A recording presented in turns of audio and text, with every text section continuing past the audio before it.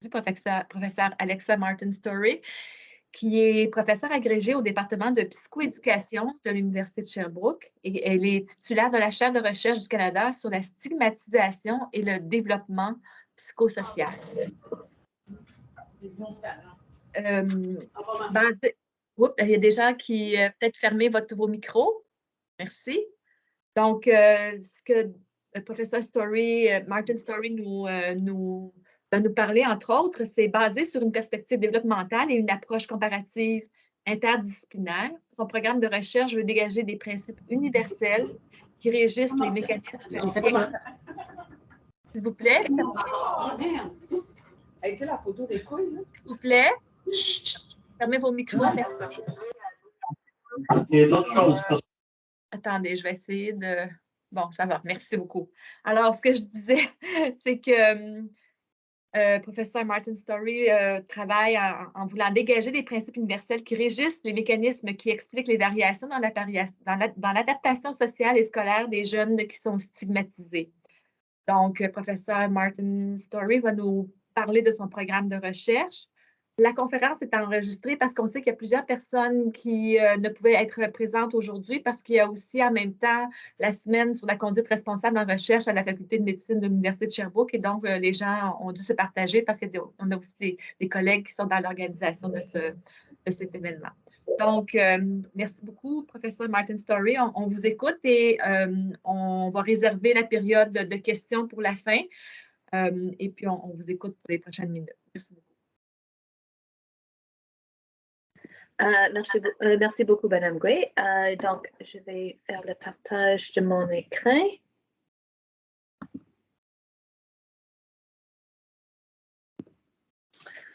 OK, donc ça va. OK, donc merci et bienvenue. Donc, ce que je vais discuter aujourd'hui, c'est vous donner un peu de contexte sur mon programme de recherche générale et puis en parlant spécifiquement à propos de 3 projets qui sont les plus en lien avec les thèmes du centre de recherche, en parlant spécifiquement à propos de l'association entre l'identité sexuelle et l'utilisation des services. Donc, juste pour commencer, pour vous donner pour faire une mise à table de mon programme de recherche, je travaille sur 3 thèmes qui chevauchent. La stigmatisation et le fonctionnement psychosocial, le genre et la diversité sexuelle et de genre, et ainsi que les comportements agressifs et violents. Et où je suis une psychologue développementale, la majorité de mes travaux cible les adolescents et jeunes adultes et je suis intéressée de comment ces 3 processus sont interreliés et aussi comment ils sont associés avec les santé mentale. Et le thème de cette discussion aujourd'hui va être surtout l'utilisation des services pour les difficultés de santé mentale. Donc, en commençant, j'aime toujours définir ce que je veux dire lorsque je dis minorité sexuelle. Et les minorités sexuelles incluent des personnes qui rapportent une identité sexuelle autre que hétérosexuelle, rapportent une attirance romantique ou sexuelle envers les personnes du même sexe ou rapportent d'avoir des partenaires sexuels ou amoureux du même sexe. Et la question, quel est le plus important de mesurer, va varier beaucoup selon le type de question de recherche qu'on utilise et la période développementale qu'on cible à regarder. Typiquement, lorsqu'on parle à propos lorsqu'on parle à propos des populations plus jeunes au début de l'adolescence, ça va être le plus pertinent probablement de mesurer l'attirance parce que d'une façon développementale, l'attirance émerge avant l'identité ou avoir des relations, des partenaires sexuels. Au niveau de la prévention et l'intervention, c'est typiquement vu comme le plus pertinent de parler à propos des jeunes avec des identités sexuelles, par exemple les identités gays ou queer ou bisexuelles, parce que lorsqu'on veut donner des services à un groupe d'individus, c'est important que c'est une première étape, c'est que les personnes se voient comme étant partie de cette communauté. Par contre, si on parle à propos de, par exemple, les santé en lien avec les rapports sexuels, là, ça pourrait être plus pertinent de regarder les populations, définir les populations selon le genre de leur partenaire sexuel. Donc, ça dépend vraiment de la question de recherche, mais surtout aujourd'hui, je vais parler à propos de l'identité sexuelle ou patron d'attirance. Et c'est très important de comprendre l'identité, les minorités sexuelles et les enjeux auxquels cette population fait face pour plusieurs raisons. Et une de ces raisons, c'est le fait que ça reflète un très grand pourcentage de la population adolescente et adulte. Donc, lorsqu'on regarde les échantillons canadiens des ados et les jeunes adultes, on voit à peu près 1% des jeunes qui s'identifient comme gays ou lesbiennes, à peu près entre 1 et 11% qui s'identifient comme bisexuels, entre 4 et 10% comme principalement hétérosexuels et un autre 6% qui rapportent d'être incertains de leur identité sexuelle. Et bien que ça reflète un pourcentage assez important, on sait aussi que ce pourcentage augmente au cours de le temps. Donc, depuis les dernières 15-20 années, le pourcentage des jeunes qui remplissent les survols en utilisant ces identités est couramment en train d'augmenter. Donc, la première étude que je vais parler aujourd'hui, c'est une étude auquel je travaille avec mon collègue Laura Bams à l'Université de Groningen en Irlande. Et nous sommes vraiment intéressés de comprendre les différences d'accès aux soins de santé mentale selon le statut de minorité sexuelle. Donc, juste pour vous donner un peu de contexte, il y a probablement plusieurs personnes dans l'audience qui sont bien au courant de ces données, mais on sait qu'il existe des problèmes de santé mentale plus élevés chez les populations minorités sexuelles comparées aux populations hétérosexuelles. La majorité des recherches dans ce domaine regardent les symptômes dépressifs, anxieux, les troubles de consommation et les tentatives de suicide. Et bien que ces différences sont consistantes auprès de plusieurs différentes populations et échantillons, on doit toujours garder en tête que le taille d'effet de ces différences, c'est petit à moyenne. Donc, on voit des niveaux de troubles de santé mentale plus élevés, mais ce n'est pas beaucoup, beaucoup plus élevé. Mais la chose qui est peut-être le plus inquiétant, c'est que même si au niveau sociétal, on voit un certain niveau d'amélioration, en parlant à propos de les attitudes sociales envers ces populations, on ne voit pas une amélioration dans les différences. On ne voit pas une amélioration de la santé mentale auprès de cette population, surtout chez les populations ados et jeunes adultes. Donc, ces différences restent stables dans le temps. Et le modèle qui était proposé pour expliquer ces différences de santé mentale, qui est un peu le modèle qui va souligner tous les travaux que je vais présenter aujourd'hui, c'est le modèle de Minority Stress Theory ou un modèle de stress minoritaire. Et essentiellement, ce modèle propose qu'on voit les résultats de santé mentale et de santé physique plus négatifs auprès des populations minorités sexuelles à cause du fait que ces identités sont stigmatisées. Donc, les gens vivent plus de facteurs de risque distaux. Donc, ça, c'est des événements du préjugé, la discrimination, le rejet familial, etc. Et une des choses qui est importante de garder en tête, surtout lorsqu'on parle à propos d'une population adolescente où peut-être ils sont en train d'explorer leur identité, mais ils n'ont pas encore dévoilé à leur entourage, c'est que même si on ne vit pas ces expériences directement, voir que les autres personnes avec les mêmes identités vivent ces types de discrimination peuvent avoir un impact sur la santé mentale de l'individu. Donc, on a ces facteurs de stress distaux et plus proximaux, ces processus mènent à les processus plus psychologiques, les attentes de rejet, de discrimination et l'homophobie intériorisée. Et ces choses sont vraiment les mécanismes par lesquels les gens vivent plus de difficultés de santé mentale et de stress physique. Et bien qu'il y a une super grande littérature sur les troubles de santé mentale auprès des populations adolescents minorités sexuelles.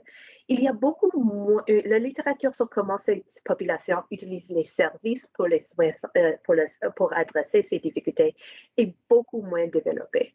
Mais le modèle behavioral de Anderson nous pointe à plusieurs différentes pistes de pourquoi ça serait particulièrement pertinent de regarder ces processus auprès des populations minorités sexuelles. Donc, on peut parler à propos des caractéristiques. Ce modèle essentiellement nous donne un cadre pour comprendre comment les gens utilisent les services médicaux. Donc, on va parler à propos des caractéristiques prédisposantes dans cette situation, on parle spécifiquement à propos de l'orientation sexuelle. Mais par contre, on peut aussi parler à propos de comment cette situation va changer les types de ressources auxquelles une personne a besoin. Donc, par exemple, une des choses qu'on sait, c'est que les jeunes issus des minorités sexuelles ont des relations plus négatives avec leurs parents, sont plus probables d'être mis dehors de la maison et ont des relations plus difficiles avec leurs enseignants et avec les institutions éducatives. Donc, tout ça met ensemble veut dire que bien qu'on va typiquement penser qu'une adolescent et même une jeune adulte va accéder aux soins de santé mentale via les ressources présentes dans leur famille, il y aurait des barrières importantes pour des jeunes minorités sexuelles pour accéder à ces services.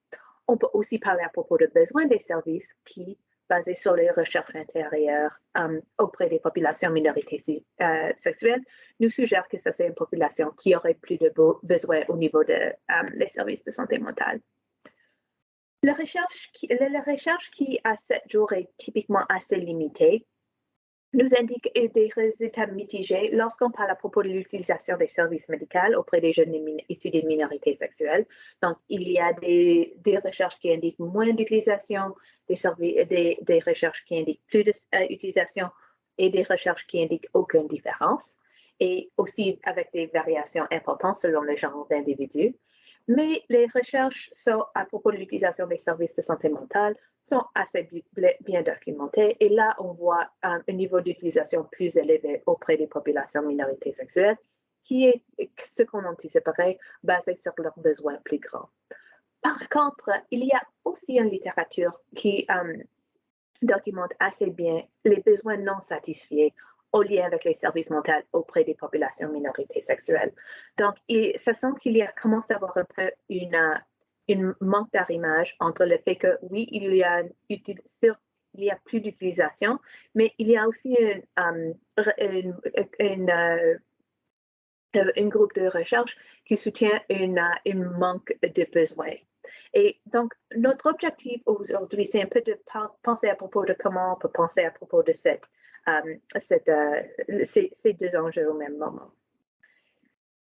Il y a un petit peu de recherche qui regarde les obstacles à l'accès aux services auprès des jeunes issus d'une minorité sexuelle, et ça va être très familier pour des gens qui parlent à propos de l'accès aux services pour les adolescents et les jeunes adultes en général.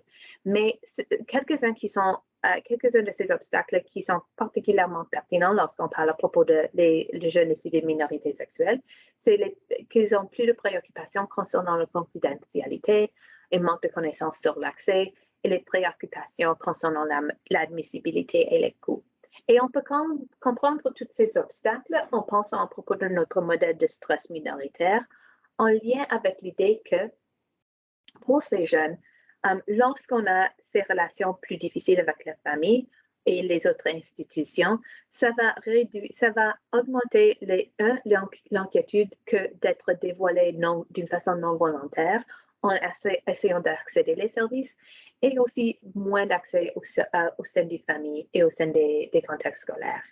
Et on peut vraiment penser à propos de ça en lien avec le Gateway Provider Model, qui est un modèle qui soutient que pour la majorité des besoins de santé mentale auprès des ados, ils vont accéder à ces ressources via les portes qui sont opérées un peu par des autres personnes, via la famille, un médecin, un enseignant, etc.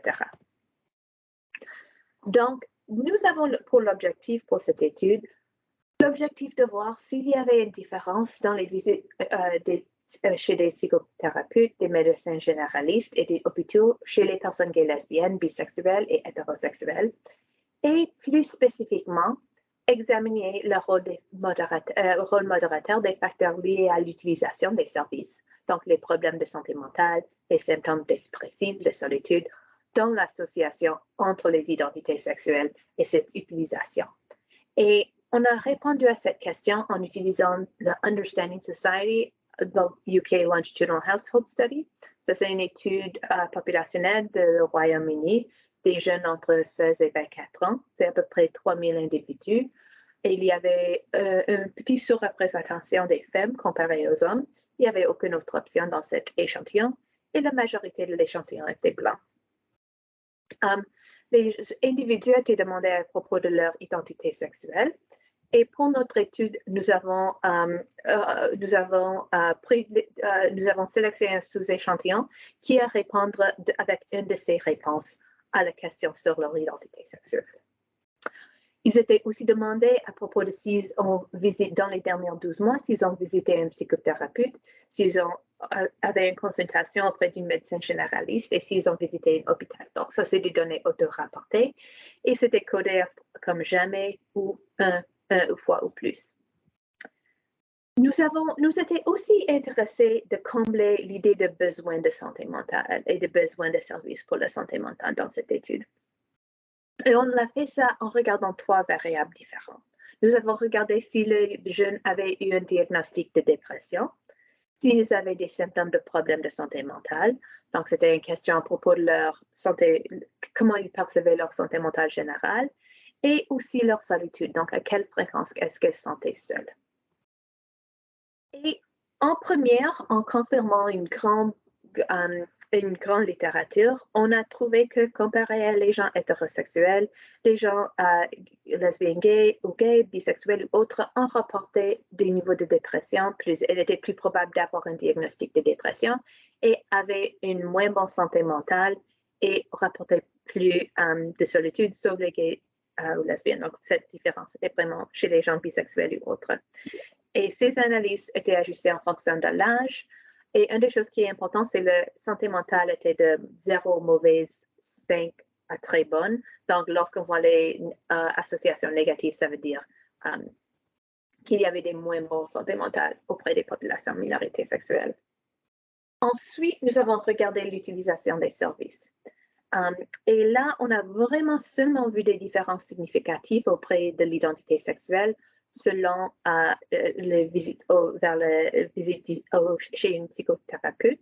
Donc, par exemple, les personnes ou les jeunes avec des identités bisexuelles et les jeunes avec des autres identités étaient plus probables d'avoir vu un psychothérapeute dans les dernières années, mais aucune différence dans les autres catégories.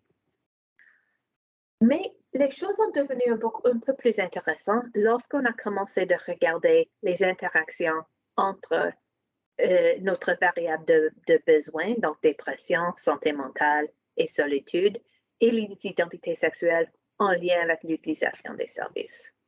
Donc, en commençant avec les visites auprès d'une psychothérapeute, ce qu'on a observé, c'est que pour la dépression, la santé mentale et pour la solitude, lorsque les jeunes bisexuels qui ont déclaré un diagnostic de dépression avaient une moins bonne santé mentale ou éprouvaient plus de solitude, ils étaient moins susceptibles de consulter une psychothérapeute que les jeunes hétérosexuels avec les mêmes niveaux de difficulté.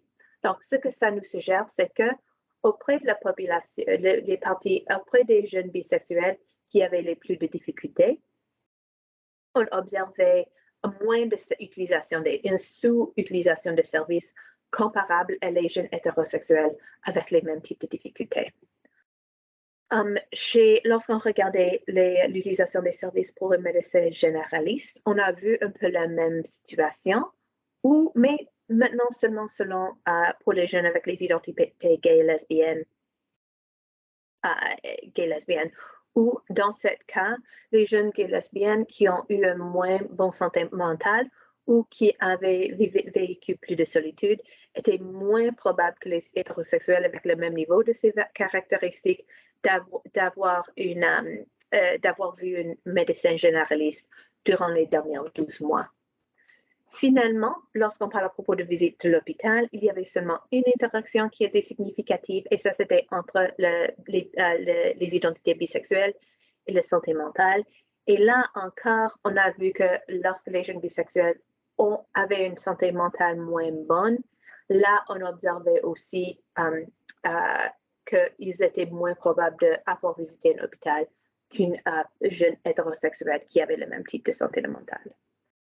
Donc, ces résultats nous suggèrent que les jeunes minorités sexuelles ont déclaré d'avoir une moins bonne santé mentale, mais sauf que quelques cas spécifiques, il n'y avait pas une plus grande utilisation des services. Où ça devient encore plus inquiétant, c'est que les gens qui étaient le plus vulnérables au niveau des indicateurs que nous avions choisi d'avoir un besoin pour ces services étaient les moins probables de les utiliser. Mais on peut penser à propos d'une des limites de cette étude ayant le fait qu'on a vraiment utilisé les données auto-rapportées. Donc, on ne sait pas s'il y a les différences en matière de le dévoilement d'utilisation des services ou le mémoire sur l'utilisation des services selon les différentes identités. Donc, ça nous apporte au deuxième étude. Donc, ça, c'est une étude que j'ai faite avec mes collègues Caroline Temchef et Audrey Mariamo à l'Université McGill, ainsi que Michelle Derry à l'Université de Sherbrooke. Et ici, on regarde l'association entre l'identité sexuelle et l'utilisation des services, mais je vais introduire un autre élément de mon programme de recherche, qui est les problèmes de conduite. Donc, les problèmes de conduite se caractérisent par des comportements agressifs, hostiles et oppositionnels persistants. Et une des choses qu'on sait très bien sur presque 5 décennies de travail sur ces populations, c'est que les jeunes qui ont des troubles de conduite pendant l'enfance vivent beaucoup de conséquences à long terme au niveau de leur développement psychosocial. On voit ça au niveau de leurs revenus, l'éducation, la qualité de vie familiale, mais comme était bien documenté par mon collègue Caroline Temchef à McGill, ces problèmes sont aussi fortement associés avec plus d'utilisation des services médicaux à l'adolescence et pendant l'âge adulte. Et lorsqu'on parle, bien, quelle est la connexion entre les troubles de conduite et les identités minorités sexuelles? Et une des choses qu'on doit considérer, c'est qu'en retournant à notre modèle de stress minoritaire, ça c'est vraiment un modèle de stress où les gens issus d'une minorité sexuelle vivent plus de stress et on a plus de difficultés. Et même si la recherche a une tendance de parler beaucoup plus à propos des problèmes intériorisés, la façon dans laquelle le stress va influencer les systèmes régulatoires va aussi être proposé d'être associé avec les symptômes extériorisés. Et bien qu'il y a beaucoup moins de recherches dans ce domaine, on voit aussi des niveaux plus élevés de troubles extériorisés auprès de cette population. On peut aussi penser à propos de leur rôle accélérant des troubles de conduite lorsqu'on pense à propos de la difficulté des jeunes ayant une identité de minorité sexuelle. Et ça, c'est parce qu'on sait qu'il y a plusieurs facteurs de risque qui sont vécus par les deux populations. Donc, lorsqu'on a une identité de minorité sexuelle ainsi qu'une trouble de conduite, on peut penser que ça peut être encore pire. Et ça, c'est au niveau de la victimisation par les pairs, le rejet familial et les mauvaises relations chez les enseignants, qui sont tous les deux bien documentés dans ces deux populations. Donc, de plus en plus, notre recherche montre aussi le fait que les facteurs liés à les problèmes de conduite sont associés avec les moins bons résultats chez les minorités sexuelles par rapport à les populations hétérosexuelles. Donc, notre travail dans ce domaine documente que les facteurs comme le tempérament extroverti ainsi que les troubles extériorisés, qui est un peu le plus grand type de trouble auquel les troubles de problèmes de comportement s'insèrent, sont associés avec des résultats encore plus négatifs auprès des populations minorités sexuelles comparées à les populations hétérosexuelles. Donc, notre objectif pour la deuxième étude que je présente aujourd'hui, c'est en première de voir, OK, lorsqu'on regarde une population avec les troubles de conduite, est-ce qu'il y a les symptômes de santé mentale selon les jeunes qui sont attirés vers le même sexe? Est-ce qu'ils vont être significativement différents comparé à les jeunes qui rapportent seulement les attirances hétérosexuelles. Et puis, examiner s'il y a une association entre l'identité sexuelle et l'utilisation des services médicaux généraux et psychiatriques.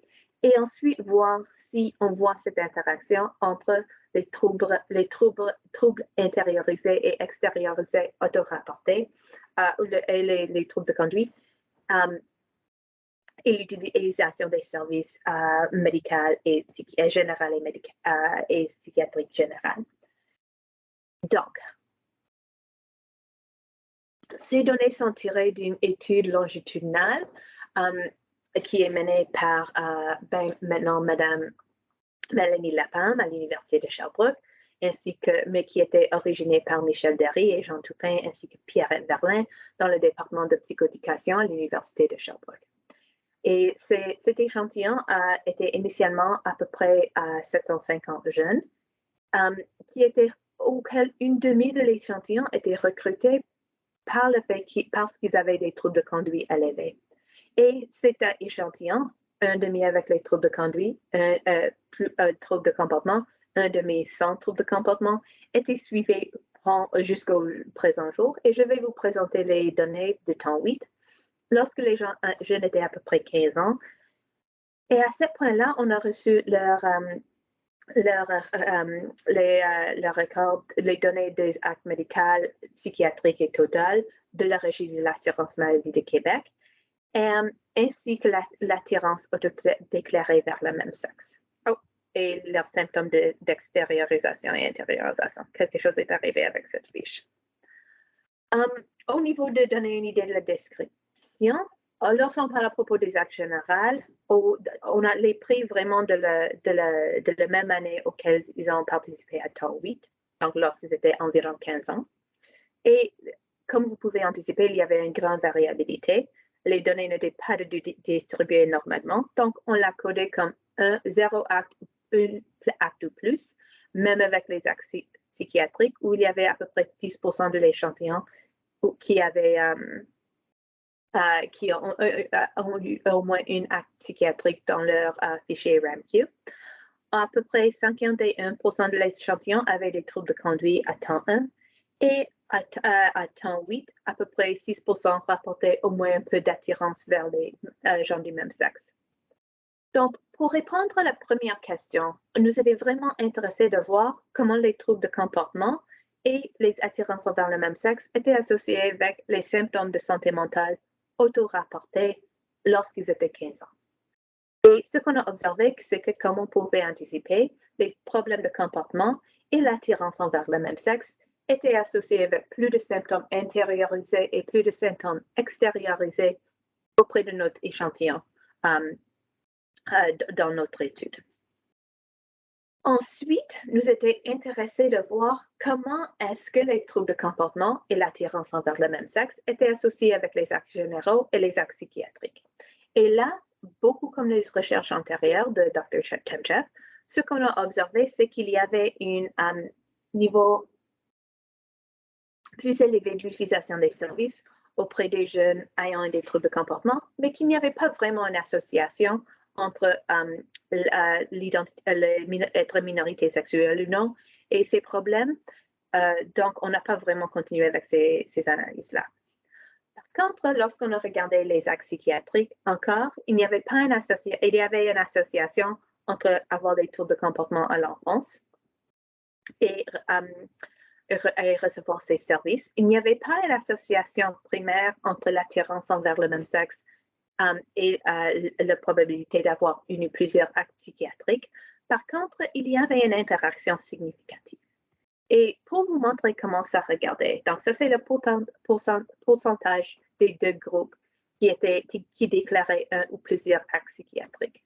Et ce que je veux dire par décrire, c'est que c'était dans leur fiche médicale, c'était des données officielles de RAMQ. J'ai mal parlé. La chose qui était fascinante, c'est qu'auprès de la population TC, il n'y avait aucune différence au niveau de la probabilité d'avoir utilisé les services. Par contre, où cette interaction était vraiment à cause du fait qu'on voit cette grande écart entre les personnes hétérosexuelles et les personnes minorités sexuelles. qui n'avaient pas des troubles de conduite en lien avec l'utilisation des services, où il y avait des niveaux, et où c'était à peu près, c'était moins que de 5% des jeunes hétérosexuels, mais 25% des jeunes minorités sexuelles qui ont rapporté au moins une utilisation des services psychiatriques au cours des dernières 12 mois. Donc, ça nous indique quelques problèmes potentiels. Donc, les jeunes minorités sexuelles ont signalé des niveaux plus élevés au niveau des symptômes d'intériorisation et extériorisation. Et il n'y avait aucune différence selon les problèmes de conduite dans l'enfance. Donc, bien qu'on pourrait penser que les troubles de conduite vont accentuer ces problèmes, ça, ce n'est pas ce qu'on a trouvé dans cette étude. Par contre, et le statut minorité sexuelle n'était pas associé avec les actes psychiatriques chez les jeunes avec un problème de comportement, mais était chez les jeunes sans problème de comportement. Et ces résultats nous suggèrent que les jeunes minorités sexuelles avec un problème de comportement pourraient être mal desservis en termes de leur accès aux services psychiatriques. Donc, la troisième étude que je vais présenter, c'est un suivi de la deuxième étude. Et c'est une des choses, ça fait partie d'un projet plus large qui est mené par moi avec mes collègues, Dr. Madame Derry et Madame Temchev, et avec les analyses qu'on a effectuées avec un étudiant à McGill, Sheila Chiliak. Et essentiellement, ce que nous intéressait plus généralement, c'est le fait que lorsqu'on a les jeunes avec les troubles de conduite, c'est le groupe qui est le plus probable de recevoir des services de santé mentale dans les contextes scolaires. Donc, on change un peu notre focus des services dans les situations médicales vers les services de santé mentale dans les systèmes scolaires. Et bien qu'on sait, par exemple, que les jeunes ayant des troubles de conduite sont parmi les utilisateurs les plus fréquents de services santé mentale en milieu scolaire, et il y a beaucoup de différentes formes que ces services peuvent en prendre, les classes spécialisées, les programmes d'intervention ou à l'individuel ou en groupe. Il y a aussi beaucoup de services qu'ils reçoivent qui sont ou des interventions via les enseignants ou via comme le contexte scolaire. Et bien qu'on pense qu'il y a les grands avantages d'avoir ces types de ressources dans l'école, au niveau du dépistage universel, l'accessibilité et d'avoir la possibilité d'offrir une intervention intensive et contenue. Une des choses qui est assez bien notée dans notre échantillon, ainsi que plus généralement, c'est que les services de santé mentale offerts à les jeunes avec les troubles de conduite dans les écoles sont typiquement pas tellement efficaces. Donc, on voit aucun changement où les gens, on voit une augmentation dans les symptômes dans le temps. Donc, on était vraiment intéressé de prendre une piste plus qualitative pour un peu mieux comprendre l'expérience d'utiliser ces services auprès de ces jeunes-là. Et c'est de ce projet en général que je vais prendre les données que je vais discuter aujourd'hui. En lien avec mon intérêt plus spécifique de comprendre comment la sexualité influence l'accès aux services, pour ce projet spécifiquement, on a décidé de décrire comment les jeunes qui ont des problèmes de comportement comprennent la présence et l'impact des différences en traitement fondés sur la sexualité dans le contexte de l'utilisation des services. Donc, pensons à propos de la deuxième étude auquel j'ai présenté. Donc, à peu près un demi de cet échantillon avait les troubles de conduite et ils étaient suivis d'une façon longitudinale de environ 2008 jusqu'au présent. Et lorsqu'on a regardé tout cet échantillon, on a décidé de sélectionner un sous-groupe spécifique pour mener des entrevues qualitatives pour mieux comprendre leur expérience de l'utilisation des services dans les contextes scolaires. Et vraiment, nous avons choisi ces 41 jeunes. Et je peux vous donner plus d'informations à propos de comment nous avons sélectionné cette sous-échantillon. Mais essentiellement, on a choisi les gens qui ont eu au moins 3 ans d'utilisation des services parce qu'on voulait vraiment des jeunes on voulait augmenter la probabilité qu'on recruterait les jeunes qui vont avoir des mémoires de l'utilisation des services parce que s'ils ont utilisé les services, par exemple, à 13 bas âge, c'est possible que l'intervention est arrivé ou au niveau de la salle de classe ou peut-être il ne se souvient pas de ces services en beaucoup de détails. Et ça pourrait être beaucoup de différents types de services. Donc, nous nous avons décidé d'aller plus large que plus spécifique lorsqu'on demandait à propos de l'utilisation des services parce que nous étions au courant du fait que bien que ces étudiants ont reçu beaucoup de services et on sachait à propos de leur utilisation basée sur le rapport de leurs enseignants et de leurs parents, ils ont reçu beaucoup de différents services pour beaucoup de différents problèmes. Donc, on a vraiment essayé de traiter tous les services avec la possibilité que quelques-uns des services ne seront pas spécifiquement pour les comportements psychosociaux, mais que ça va nous donner un plus grand rayeur sur leurs expériences. Donc, ça pourrait inclure des services psychologiques, travailler avec les travailleurs sociaux, les classes spécialisées et les interventions individuelles et de groupe. Donc, notre sous-échantillon inclut 18 hommes et 22 femmes. Et nous avons inclus, ça avait 29 hétérosexuels et 11 gens avec des identités minorités sexuelles et encore la majorité de l'échantillon était blanc. Et on a entraîné plusieurs assistants de recherche pour faire des entrevues qualitatives semi-structurées et pour aider à observer, pour comprendre un peu l'ensemble de leurs expériences de service. Mais pour cette question, pour cette étude que je vais discuter aujourd'hui, on a demandé spécifiquement à propos de comment la sexualité a eu un impact sur leurs expériences des services. Et bien que nous étions ouverts de regarder, on a exploré toutes les entrevues pour les discussions de la sexualité. Une des choses qu'on a remarqué, c'était que ça, c'était un thème qui était vraiment seulement abordé lorsque nous avons leur demandé directement. Donc, la majorité des réponses sont en lien avec la question qui était directe. Nous avons fait une analyse thématique selon le modèle de Brown et Clark et on a pris une approche inductive. Donc, premièrement, on a lu tout le corpus pour toutes les références aux sexualités et le genre, et je peux parler dans un peu plus de détails à propos de pourquoi on a considéré ces deux choses ensemble. Les codes initiaux étaient générés par moi et Mme Chiliac. Puis, on a présenté notre codes initiaux à la reste de l'équipe, qui a aussi vu quelques-uns des transcriptions. On a eu des rencontres plusieurs différentes rencontres pour discuter le codage. On l'a finalisé. On a ensuite puis Mme Chiliac a fait un codage de tout l'échantillon et j'ai recodé approximativement 15%.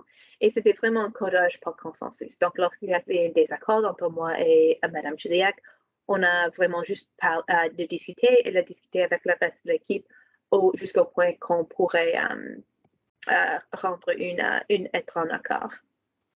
Donc, il y avait évidemment beaucoup de thèmes qui ont émergé, mais il y a deux qui, je pense, qui sont très importants pour mieux comprendre les expériences qu'on a vues en étude 2 et étude 1. Et le premier était l'homophobie des pères ciblant les garçons. Donc, à peu près, lorsqu'on demandait est-ce qu'il y avait un impact d'être une minorité sexuelle sur l'utilisation des services, à peu près un demi de l'ensemble ont discuté l'homophobie perpétrée par les pères. C'était une des choses qui était assez fréquente, c'est que même si on leur demandait à propos de ces expériences dans le contexte des services, ils ont parlé à propos de les rôles des autres jeunes qui utilisent les services. C'était beaucoup moins une discussion des intervenants et les enseignants. C'était un thème qui a été touché par approximativement 70% des participants minorités sexuelles et à peu près 40% des participants hétérosexuels. Et une des grandes questions que nous avions pour l'équipe au début de notre travail, c'est est-ce qu'on va juste regarder ces questions auprès des personnes minorités sexuelles ou est-ce qu'on va les regarder au sein de tout l'échantillon? Et on a décidé d'aller, après qu'on a fait le codage, on a décidé d'aller avec tout l'échantillon pour deux raisons. Un, les thèmes qui ont ressorti n'étaient pas tellement différents auprès des deux populations. Il n'y avait pas des thèmes, il y avait très peu de thèmes qui ont ressorti auprès des jeunes hétérosexuels et pas des jeunes minorités sexuelles. Et puis l'autre chose, c'est que lorsqu'on parle à propos des contextes des jeunes minorités sexuelles qui utilisent les services, on doit comprendre que ces jeunes utilisent ces services dans les contextes où la majorité de leurs pairs sont hétérosexuels. Donc, nous avons pensé que considérer leur perspective serait aussi important lorsqu'on veut comprendre les expériences d'utilisation des services. Et là, il y avait le lien entre la homophobie et l'impact sur la vie sociale des jeunes, mais c'était surtout sur les garçons. C'était très direct la façon dans laquelle les jeunes le discutaient. Il y avait, par exemple, je peux penser à propos d'un jeune qui discutait bien, il n'y a aucun problème, être homosexuel ne pose aucun problème, évidemment, sauf que les garçons gays, ils reçoivent beaucoup d'harcèlement. Donc, c'était un peu comme tout est bon, mais évidemment, les jeunes, les garçons gays vont recevoir beaucoup d'homophobie, d'hostilité, d'injures, exclusion sociale. Mais l'autre chose, et je pense que ça c'est aussi important lorsqu'on parle à propos des barrières pour le succès et le succès de l'utilisation des services pour les troubles de conduite en général, c'est le fait d'utiliser les services, même auprès des garçons hétérosexuels, était vu comme encourager des insultes homophobes. Donc, les garçons qui utilisaient les services pour les troubles de santé mentale ont été vus comme elles étaient taquinées avec des insultes homophobes parce que chercher des services n'était pas vu comme masculin. Le deuxième thème qui a vraiment ressorti, et c'est un peu à l'envers de l'autre thème qu'on juste vient de discuter, c'est les effets cohortes perçus par rapport à l'homophobie. Donc ça, c'était beaucoup moins abordé par notre participant, mais assez fréquemment, les gens parlaient à propos de le fait qu'il n'y avait aucune différence d'être minorité sexuelle ou non en utilisant les services à cause de l'idée que comme dans le passé, les gens étaient homophobes, mais dans le présent, les gens sont progressistes et tolérants. Et dans cette situation, l'homophobie est décrite comme improbable. Donc, juste pour discuter ces résultats, surtout en lien avec les autres études, une des choses qu'on a observé, c'est que comment les jeunes ont discuté la persistance de l'homophobie dans les contextes scolaires et le contraste entre les descriptions fréquentes de la victimisation homophobe en thème 1 ainsi que les idées de progrès en thème 2. Et bien que vous pouvez penser, est-ce que c'était juste des différents jeunes, fréquemment, il y avait les jeunes qui avaient les deux thèmes au sein de leur essai. Donc, ça montre qu'il y a une manque de chevauchement entre comment les jeunes perçoivent le contexte pour les jeunes issus d'une minorité sexuelle. Donc, cette recherche nous soutient la recherche qui indique qu'il y a toujours un problème de victimisation homophobe chez les jeunes. Et d'une façon plus grandement, spécifiquement en lien avec l'utilisation des services par les garçons, ça nous montre comment l'homophobie peut servir comme une barrière importante pour l'utilisation des services auprès de tous les garçons et pas non seulement les garçons issus d'une minorité sexuelle. Donc, en général, ces études commencent à mettre en lumière la plus grande vulnérabilité aux santé mentale parmi les adolescents et minorités sexuelles. Évidemment, ça, ce n'est pas un nouvel résultat, mais c'est important de le voir auprès de plusieurs échantillons. Et pourquoi que même si on voit des niveaux d'utilisation des services plus élevés, il y a encore d'évidence qu'on a besoin de faire plus de recherches pour comprendre les barrières, parce que ça semble basé sur les résultats qu'il y a potentiellement il y a un manque de balance entre les besoins et l'utilisation des services. Au niveau de comment ce projet se trouve dans mon projet de programmation plus large, je suis très intéressée à poursuivre des projets dans les processus de discrimination façon des utilisations des services. Je serais très intéressée de participer dans les projets des autres membres du centre. Et si vous avez besoin même si vous n'aimerez pas travailler avec moi, mais si vous aimeriez ajouter des données démographiques sur les populations issues d'une minorité sexuelle ou de genre, je serais super heureux de le discuter avec vous. Mon recherche aussi, de plus en plus, fait un élargissement de l'accent sur les discriminations fondées sur le genre. Donc, j'ai un grand projet avec FRQSC sur le slut shaming, ainsi que l'harcèlement. Je travaille de plus en plus sur l'idée de l'harcèlement sexuel. et je continue d'examiner comment le rôle modérateur des différences individuelles sont en lien avec la discrimination fondée sur le genre. Donc, merci beaucoup et ça, c'est mon courriel et je vais arrêter le partage d'écran. Merci beaucoup. Très intéressant comme conférence et comme données. Est-ce qu'il y a des personnes qui ont des questions ou des commentaires? Je peux peut-être me lancer. Au centre de recherche, on a beaucoup de nos chercheurs s'intéressent, bon, il y en a quelques-uns qui s'intéressent aux services de deuxième ligne, mais beaucoup s'intéressent aux services de première ligne. Et bon, dans votre première étude, vous faisiez appel, vous aviez vérifié par rapport aux médecins généralistes, mais après ça, c'est plutôt les actes en psychiatrie. Donc, est-ce que vous pouvez, parce que l'accès à la première ligne, en principe, devrait être plus facile. Alors, est-ce que vous avez, dans vos données, là, vous n'avez pas présenté, mais est-ce que vous voyez des différences entre la première et la deuxième ligne? Et puis, est-ce que ça serait pertinent d'aller plus loin à cet égard-là? Ben, je pense que c'est tout ce qui est comme non seulement comprendre comme vous pouvez voir, les données que j'ai présentées sont vraiment comme des données préliminaires parce que évidemment, et je peux voir Déborah et j'ai beaucoup de collègues qui travaillent en santé mentale.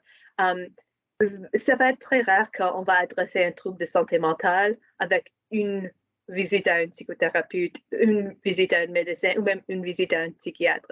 Donc, on peut vraiment, le perspective ici, c'est moins que comme on a beaucoup d'informations à propos de comment les jeunes issus d'une minorité sexuelle naviguent toute la complexité de nos systèmes médicaux et moins que comme on doit commencer par entrer par la porte et rencontrer. On peut seulement avoir des services en commençant d'aller vers des services. Donc, je pense que tout qui est cette différence entre ligne première et secondaire, ça nous montre que même à ce premier niveau, on voit peut-être des éléments d'accès importants. Une des choses qui était intéressante de nos données québécoises, c'est qu'il n'y avait pas une association ou entre l'accès à l'utilisation des services psychiatriques ou des médecins généraux selon l'orientation sexuelle. Par contre, c'est un échantillon très petit. Je ne serai pas aux mesures de ces données je dirais, sont plutôt exploratoires.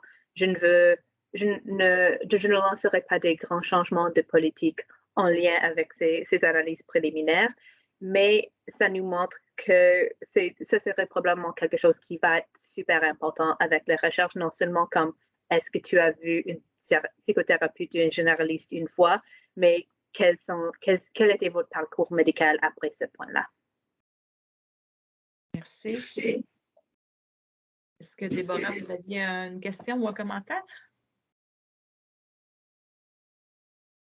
Bon, Hélène Maria, vas-y. Professeur Vassiliadis, oui, bonjour. Merci beaucoup pour cette très belle présentation. Et puis, on voit l'importance aussi de plus en plus. Et puis, on le voit tous avec ce qu'on doit remplir dans des petites boîtes aux IRSC. Comment est-ce qu'on va contrôler pour le sexe, le genre. Et vous, aujourd'hui, vous avez présenté l'aspect de l'orientation sexuelle. Comment est-ce que vous voyez dans le futur, c'est juste pas pour vous mettre sur le spot là, mais juste par pure curiosité, comment est-ce qu'on peut, est-ce qu'on doit aussi considérer le genre avec l'orientation sexuelle? Ou est-ce que vraiment il faut les garder séparés? Est-ce qu'il faudrait peut-être envisager des interactions? Est-ce que ça vaut la peine? Et puis tout cela, on voit aussi que de plus en plus d'enquêtes vont commencer et commencent à considérer et mesurer ces aspects. Des fois, c'est difficile à vraiment définir c'est quoi le genre. Ben, genre femme, homme, mais le other, autre, ça commence à être difficile même pour des chercheurs comme moi, par exemple, qui n'est pas experte dans ces domaines. Et on n'est pas experte dans tout cela. Donc, je voulais seulement juste vous entendre sur cela, juste si vous avez des, je sais pas, voilà, juste vos idées Des sur réflexions? cela. Oui, juste Malheureusement, vos idées sur cela. Malheureusement, Madame Vassili, vous avez vraiment touché sur une de mes passions dans la vie, qui est comment est-ce qu'on peut discuter le genre et la sexualité ensemble. Moi, comme tout le reste de ce groupe, a beaucoup de contacts avec IRSC. Et je pense qu'une des choses qui est en siégeant sur les comités, une des choses qu'on note qui est de plus en plus complexe, c'est que une des choses qu'on voit, c'est que c'est où le IRSC fait cette distinction très rigide entre le sexe et le genre, mais on sait que comme hors de les situations endocrinologues, comme le sexe comme c'est défini par le IRSC, presque personne a ces données. Comme lorsqu'on fait une étude de santé populationnelle, on n'a jamais des données sur les chromosomes de majorité des personnes parce que hors des situations spécifiques, presque personne va avoir les informations à propos de leur situation chromosomale ou hormonale, peut-être au point dans leur vie s'ils aimeraient avoir des enfants et ça présente une complication. Donc, même le sexe assigné à la naissance, ça c'est vraiment construit de genre parce que comme la majorité des personnes vont jamais avoir tout le kit médical qui va vraiment déterminer tout ce qui est la complexité de le sexe biologique. Donc, lorsqu'on parle à propos de l'orientation sexuelle et l'identité de genre, dans les contextes européens et nord-américains, sont vraiment vus comme des construits différents, où l'identité de genre, c'est comment vous soyez au niveau de votre identité, puis l'orientation sexuelle, c'est comment vous exprimez, quelles sont vos attirances romantiques, etc. Par contre, moi, comme une chercheure au niveau de la stigma et les discriminations, on voit deux grands chevauchements entre ces populations. Un, il y a un grand, lorsqu'on parle à propos des populations minorités de genre, donc ça c'est toutes les personnes où leur identité de genre est différente que le genre qui était assigné à la naissance, donc les minorités, dans les personnes transgenres, les personnes non-binaires, etc. Ces personnes vont être beaucoup plus probables d'avoir des identités minorités sexuelles que les personnes cisgenres. Donc, ça, c'est les personnes où il y a à peu près un arrimage entre notre identité de genre présentement et l'un qui était assigné lorsqu'on était des enfants. Par contre, il y a certainement des personnes issues de cette population qui ont des identités hétérosexuelles, mais la proportion c'est très différent que dans la population cisgenre. L'autre chose, c'est qu'on parle beaucoup à propos de lorsqu'on veut comprendre la vulnérabilité de cette population et le stigma en lien avec la population, on parle beaucoup à propos des violations des normes de genre.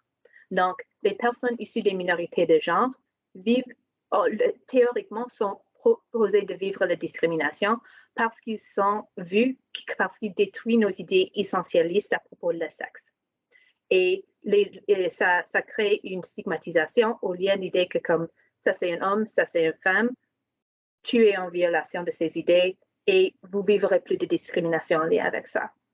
Bien que, comme la population hétérosexuelle cisgenre, les personnes cisgenres et minorités sexuelles vont avoir toute une variabilité dans leur présentation de genre, on sait que, basé sur nos stéréotypes et aussi basé sur l'autorapportage de ces populations, ils sont un peu plus probables de vivre une diversité de genre dans leur expression que les personnes hétérosexuelles. Et fréquemment, lorsqu'on fait des études qualitatives sur les expériences de discrimination, surtout si c'est la discrimination à partir des étrangers, il y a un grand chevauchement. Donc, les gens vont utiliser les harcèlements homophobes, ils vont utiliser l'harcèlement transphobe, et c'est parce qu'ils perçoivent quelqu'un qui est en violation des normes de genre. Donc, tout ça nous amène de comprendre, même si ces populations sont différentes, on peut leur voir une similarité et un chevauchement au niveau de comment ces populations sont vues comme vivre une diversité de genre plus grande qui va mener à une discrimination. Donc, ça nous apporte à comment est-ce qu'on le mesure. Et ce que je recommande, et ça c'est juste pour moi dans la vie, je pense que c'est toujours une bonne idée de mesurer l'identité sexuelle parce que c'est un variable tellement puissant pour comprendre la santé mentale et le bien-être des individus. C'est associé avec des différences importantes au niveau des différents jalons de vie, l'utilisation des services, etc.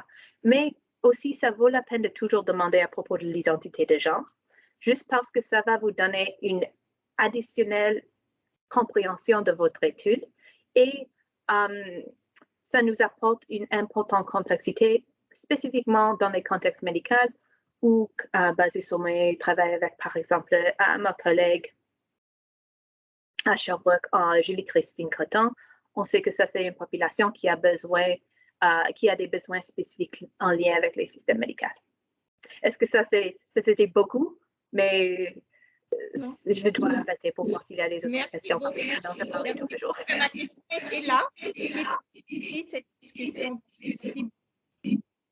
Oui, mais la chose que je veux souligner, c'est que n'importe quel de mes collègues dans le centre, si vous avez des besoins à ce niveau, je serai ravie de vous aider ou de donner des consultations.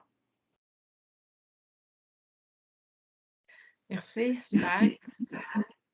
Une longue réponse qui montre que c'est pas simple. Non.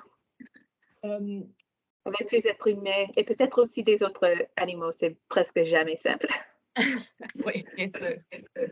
Bon, on a une remarque qu'il existe une formation, il y a une SPQ, c'est bien, si j'ai bien lu, donc peut-être qu'on pourra utiliser cette formation. Juste, je sais qu'il y a des collègues parmi les auditeurs qui sont du milieu scolaire. Est-ce que, bon, votre résultat est un peu étonnant, montrant que les interventions en milieu scolaire étaient peut-être pas aussi intéressantes qu'on souhaiterait. Est-ce que dans cette mesure-là, on a inclus le fait de pouvoir référer à des ressources externes ou c'était vraiment seulement, parce que c'était difficile de mesurer ces effets-là, donc c'était seulement les effets des interventions au milieu scolaire seulement? Donc, l'étude auquel je discute spécifiquement, donc ça c'était un échantillon qui était suivi par Mme Derry et maintenant Mme Lepalme pendant un bon bout de temps. Et on a beaucoup d'informations à propos de leur utilisation des services à l'intérieur et à l'extérieur de l'école. Avec, je dirais, l'orientation psychoéducative de Mme Derry et Mme Lepalme, la majorité de l'étude au niveau de l'utilisation des services a vraiment ciblé les services dans les milieux scolaires parce que nous sommes le plus fréquemment en partenariat avec les milieux scolaires. Et je pense que l'autre chose qui devient un peu plus compliquée, c'est que lorsqu'on parle à propos des services hors des milieux scolaires, là, les interventions dans les milieux scolaires sont rapportées par des enseignants et des parents. Donc, on a une assez bonne image entre ces deux groupes d'individus, les services qui sont utilisés à l'école. Avec les services hors de l'école, on a vraiment juste les services rapportés par les parents. Ben, maintenant, on a les données RAMQ aussi, et ça présente comme une moins complète version de l'utilisation. Donc, d'après moi, on n'a pas fait des analyses en comparant les jeunes qui ont reçu juste des services à l'école versus à l'école et d'autres parties, mais ce serait certainement une piste intéressante. Merci. D'autres, j'entends l'écho quand je parle. D'autres questions ou des suggestions? Bon, il reste 2 minutes. Je vais profiter du temps qui reste. Là, en attendant, si jamais... Ah, bon, Mme Drouin, allez-y. Marie-Claude Drouin. Oui, bon, dans ma salle à manger, par exemple, mais je me permets d'ouvrir ma caméra. Vraiment très intéressant comme résultat. Je me demandais, vous avez présenté, c'était les résultats par rapport à la perspective des jeunes sur la difficulté à accéder aux services. Est-ce que vous prévoyez ou pensez faire la même analyse versus l'offre de services disponible? Je sais que c'est quelque chose qu'on entend beaucoup, des offres de services adaptées ou inclusifs des différentes réalités liées à l'orientation sexuelle, diversité des genres. Est-ce qu'on pense faire peut-être un corollaire versus, oui, j'ai de la difficulté à accéder, mais est-ce que ces services-là sont disponibles dans mon secteur? Si on regarde en région plus éloignée versus Montréal, ça peut être déjà un bon indicateur. Je ne sais pas si vous comprenez le sens de ma question. Oui, je pense que ça, c'est une question très importante. Nous sommes un peu limités. Donc, avec cet échantillon, j'ai laissé beaucoup de détails parce que pour des raisons en rétrospect qui étaient un peu ambitieuses, j'ai décidé de parler à propos de 3 études. Mais avec l'échantillon, ils étaient recrutés de Estrie, de Montérégie, de l'île de Montréal et de le capital national. Donc, tous les jeunes, il y a des jeunes qui ont déménagé à des régions plus éloignées, mais où le grand bassin des jeunes était des régions où, et je ne veux pas dire que je suis une experte dans l'accès aux services disponibles au Québec, mais comme je comprends, ça c'est 4 régions où il y a peut-être moins d'inquiétude au niveau de l'accès aux services comparé à quelques, comme, oui, je veux être très tentative avec ce que je dis ici parce que je commence d'être sur de glace qui est un peu mince, mais ça, on n'a pas, je ne pense pas qu'on a fait des différences au niveau régional, mais oui, je pense que ça serait quelque chose de super intéressant parce que comme, oui, est-ce que vous avez vu un psychiatre, mais est-ce qu'il n'y a pas un psychiatre dans votre région qui pourrait vous aider? Ça, c'est une autre question. Et l'autre chose, c'est que les troubles de conduite sont des troubles qui sont associés avec certains autres manques d'accès. Donc, c'est associé avec une plus faible statut socio-économique, c'est associé avec un niveau d'organisation familiale plus faible, etc., etc. Donc, on pourrait aussi penser que même ça, c'est tous les facteurs qui vont aussi influencer l'accès à les ressources. Et ça doit être quelque chose donc, nous avons un échantillon auquel non seulement basé sur leurs troubles de comportement, mais aussi tout le contexte écologique de ces troubles de comportement va avoir plus de difficultés d'accéder aux services. Bon, merci beaucoup. Merci. Déjà 13h01, donc merci 1000 fois. On vous demande de remplir le questionnaire d'évaluation. Vous avez le lien dans la conversation. Dominique nous met ce lien-là. On fait relâche la semaine prochaine et on se revoit le 31 mai. Merci beaucoup, professeur. Merci. Au revoir.